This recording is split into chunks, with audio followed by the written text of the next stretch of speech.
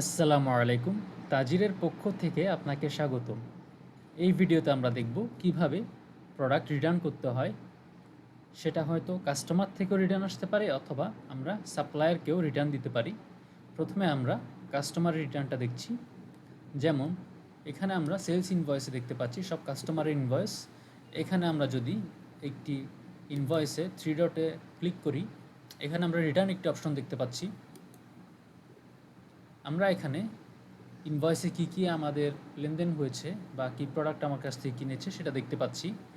এখানে যদি আমরা স্টক দুটির হয়েছে, এখানে এই প্রোডাক্টটি HTC Sonic 7, এটা যদি আমরা একটি রিটার্ন আনে কাস্টমার, আমরা সেটিতে ক্লিক করছি। যেহেতু এটাতে সিরিয়াল ছিল, আমরা সিরিয়াল একটি চুজ করতে পারছি। একটি সিরিয়াল চুজ করলাম, এই প্রোডাক্টটিও একটি রিটার্ন নিতে পারি।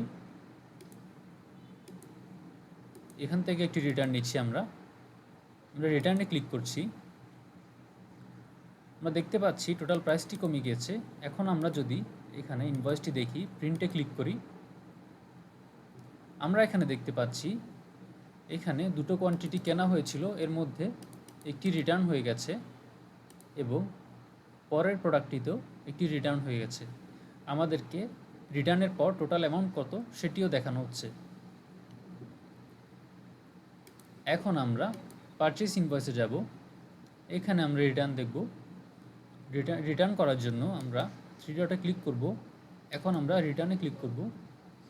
আমরা যদি এখানে দেখি এই প্রোডাক্টটি আমরা 10টি কিনেছিলাম, আমরা যদি দুটি প্রোডাক্ট রিটার্ন করতে চাই, আমরা এখান থেকে সিরিয়াল চুজ করে রিটার্ন করতে পারছি। রিটার্নে ক্লিক করব।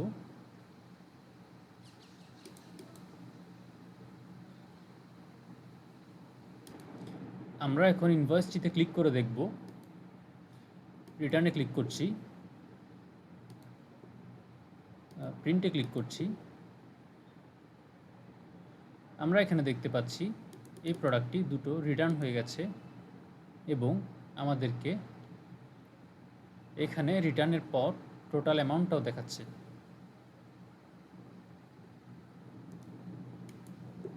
তাজিরের সাথে থাকার জন্য ধন্যবাদ।